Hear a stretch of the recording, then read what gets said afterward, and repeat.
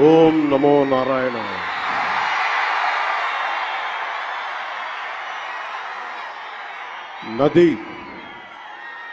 నది ప్రజల్ని వెళ్ళిపోలేదు. నది ప్రజల్ని విడిచిపోలేదు. భాష దేశాన్ని దాటిపోలేదు. నేను మన నేలని విడిచి పారిపోలేదు.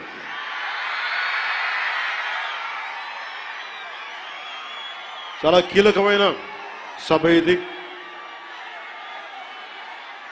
ఈ రోజున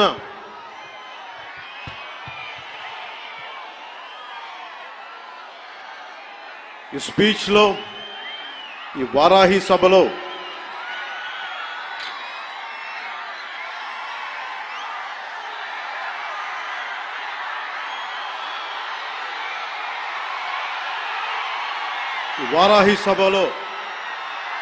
చాలా ప్రత్యేకమైనది.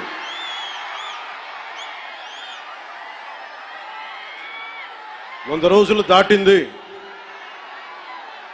ఎన్డీఏ ప్రభుత్వం ఏర్పాటై ఆంధ్రప్రదేశ్లో ఈ 100 రోజులు ఎప్పుడు రోడ్ల మీదకి రాలా.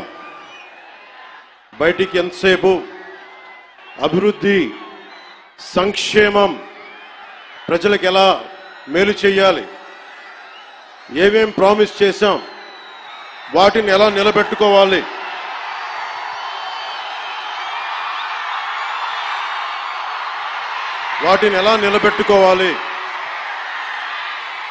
ఆర్థిక వ్యవస్థ దెబ్బతింది,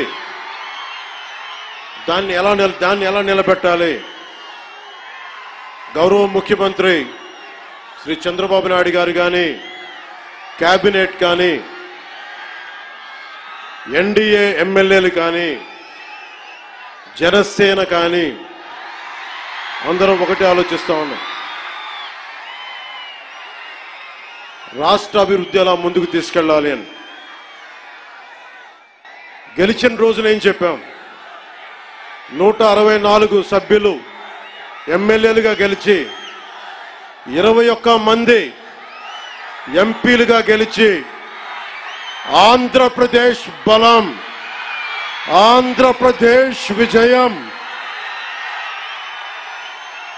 కేంద్ర ప్రభుత్వానికి వెన్నుదన్నుగా నిలబడింది. గెలవగానే నేను చెప్పింది కూడా ఒకటే, ఏ పార్టీ కూడా మనం పగా ప్రతీకార రాజకీయాలు ఉండవు, ద్వేషించం, చాలా మర్యాదగా వినమ్రతతోటి ఉన్నాం. దశాబ్దం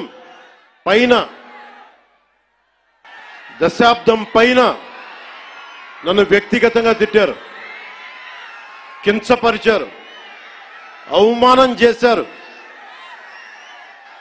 చాలా అవమానాలు పొందాం, పరాభావాలు చెందాం. ఏ రోజు పల్లెత్తు మాటల్లా స్థాయి పెరిగిపోయి, ఏ 7 కొండల వాడైతే, ఏ కలియుగ దైవం ఆయనకి కూడా అపచారం జరిగితే మెత్తగా ఎందుకు ఊరుకుంటాం? మాట్లాడకుండా ఎందుకుంటాం? ప్రతి ఎలక్షన్, ప్రతిదీ రాజకీయ కోణంలోనే చూస్తామా? అన్ని రాజకీయాలేనా? అన్ని ఓట్ల కోసమేనా?